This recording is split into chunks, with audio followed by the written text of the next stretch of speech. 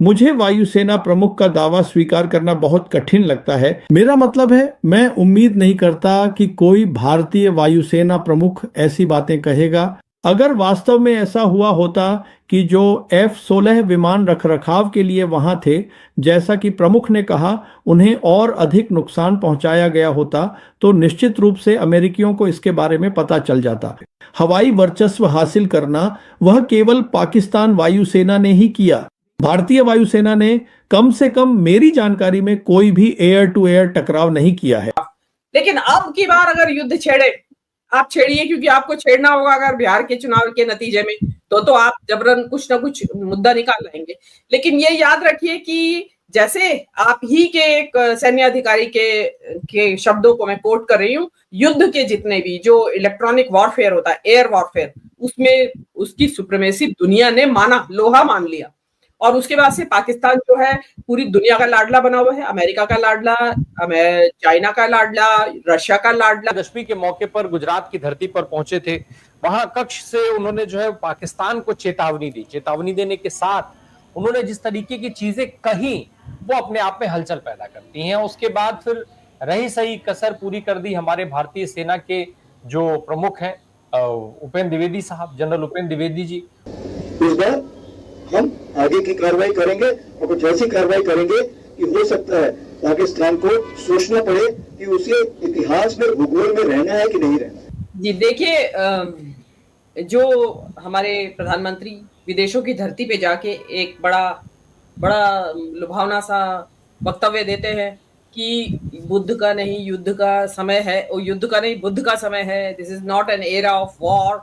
और अब देखिए, ये शगुफा छोड़ने का मैं कारण जो मुझे मोटा मोटी समझ में आ रहा है कि इस वक्त अभी आपने एक सी वोटर का सर्वे देखा होगा, उसमें राहुल गांधी बिल्कुल बराबर में, लगभग बराबर में आके खड़े हो गए हैं लोकप्रियता के हिसाब से और प्रधानमंत्री पद के पसंद के हिसाब से।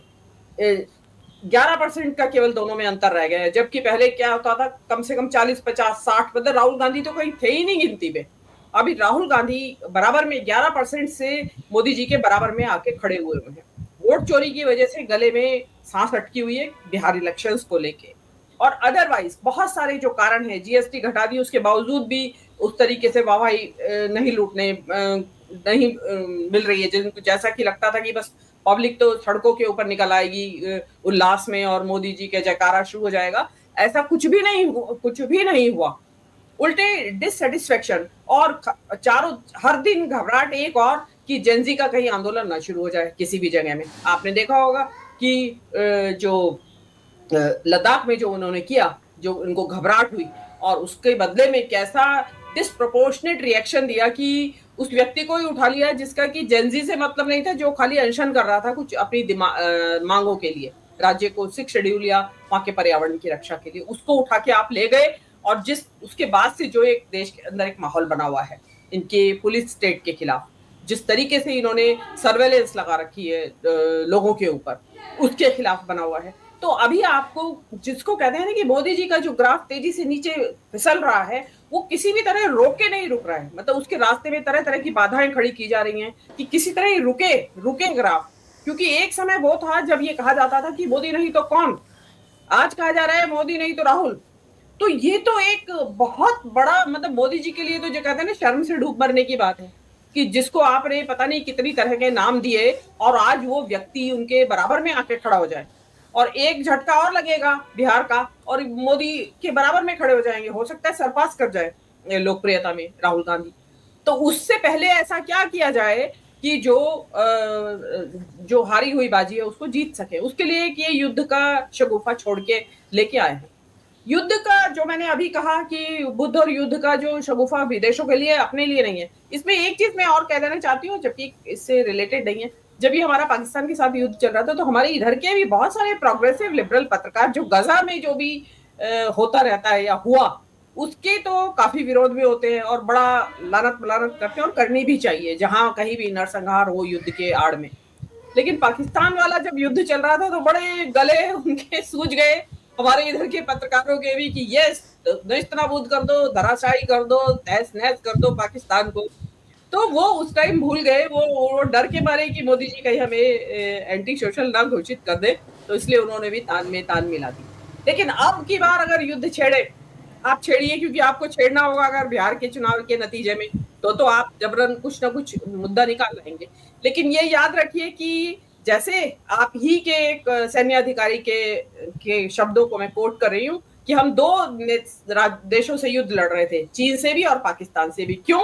क्योंकि चीन उनको लाइव लोकेशन और अदरवाइज जो लॉजिस्टिक्स की मतलब और जो युद्ध के जितने भी जो इलेक्ट्रॉनिक वॉरफेयर होता है, एयर वॉरफेयर, उसमें चीन ने पूरी मदद की और उसकी सुप्रीमेसी दुनिया ने लोहा मान लिया। और उसके बाद से पाकिस्तान जो है पूरी दुनिया का लाडला बना हुआ है, अमेरिका का लाडला, चाइना का लाडला, रशिया का लाडला, मिडल ईस्ट का लाडला, सब जगह पाकिस्तान पाकिस्तान पाकिस्तान की डिमांड हो रही है। तो इस चीज को ध्यान में रख के युद्ध छेड़िएगा, और छेड़े अगर युद्ध तो इस बार ध्यान रखिएगा कि आपका जो मीडिया है बेलगाम जो उसको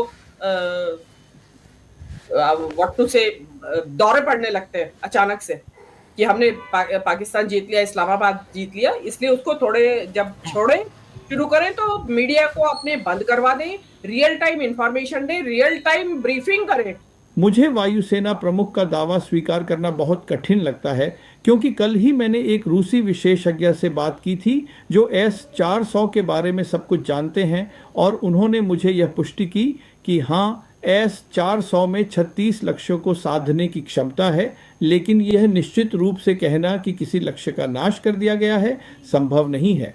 और फिर उन्होंने कहा, शायद अगर विमान बहुत धीमी गति से चल रहा हो तो हाँ, और एक हद तक यह कहा जा सकता है कि हाँ, उसे मार गिराया गया है, उसे गिरा दिया गया है, लेकिन लड़ाकू विमानों के मामले में बिल्कुल नहीं। इसलिए अगर आपने ध्यान दिया हो तो वायुसेना प्रमुख ने अपने बयान में बहुत सावधानी बरती है। उन्होंने जो कहा है वह यह है कि मेरे पास इस बात के सबूत हैं कि एक विमान को S-400 द्वारा मार गिराया गया।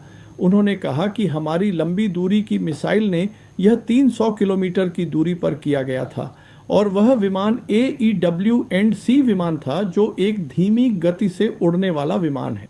जहां तक लड़ाकू विमानों का सवाल है, इस बार जो नई बात उन्होंने कही है 5 लड़ाकू विमानों की, JF-17 और F-16, जैसा कि आपने अभी दोहराया, उन्होंने कहा यह वही है जो हमारा सिस्टम हमें बताता है। तो जहां तक रूसी विशेषज्ञ का सवाल है, उन्होंने मुझसे पुष्टि की कि यह संभव नहीं है। तो ये वह हिस्सा है जो S-400 द्वारा किया गया था, और यही वजह है कि एयरफोर्स चीफ भी अपने बयान में सतर्कता बरत रहे थे जब उन्होंने कहा जैसा कि हमारा सिस्टम हमें बताता है। इसका मतलब है कि उन्होंने खुद जिम्मेदारी नहीं ली, यह नहीं कहा कि हमें पता है कि ऐसा हुआ, हमारे पास सबूत हैं। उन्होंने पूरी बात सिस्टम पर डाल दी। करण, यह खुफिया जानकारी की बात नहीं है, यह सिस्टम की बात है। हम अभी सिर्फ S-400 सिस्टम की ही बात कर रहे हैं, तो इन हत्याओं का श्रेय S-400 सिस्टम को दिया गया है। और जिन 5 लड़ाकू विमानों की उन्होंने पहली बार बात की थी 3 अक्टूबर को, जो नया दावा उन्होंने किया है, उस पर उन्होंने कहा है हमारा सिस्टम हमें बताता है। यहाँ वह S-400 सिस्टम का ही जिक्र कर रहे हैं। आप जमीन पे हुई हत्याओं की बात कर रहे हैं? बिल्कुल सही। हाँ, तो आप देख सकते हैं कि उन्होंने इसे खुफिया रिपोर्ट्स के हवाले से बताया है, और जो उन्होंने कहा है वह ये है कि हमने 4 से 5 F-16 विमान जो एक एयरबेस पर मरम्मत के लिए थे, उन्हें नुकसान पहुंचाया या नष्ट किया है, और साथ ही हमने पाकिस्तान एयरफोर्स के एक AWNC और एक C-130 विमान को भी नुकसान पहुंचाया या नष्ट किया है, जो हैंगर में या टरमैक पर खड़े थे। यही उन्होंने कहा है। अब हमारे पास ये क्षमता है, हमारे पास एयर टू ग्राउंड मिसाइलें हैं जो यह कर सकती हैं, लेकिन क्या ये वास्तव में हुआ है, ये निर्णायक नहीं है। इसीलिए प्रमुख ने इसे खुफिया रिपोर्ट के हवाले से बताया है, और कौन कौन सी खुफिया रिपोर्ट्स हैं यह हमें नहीं पता।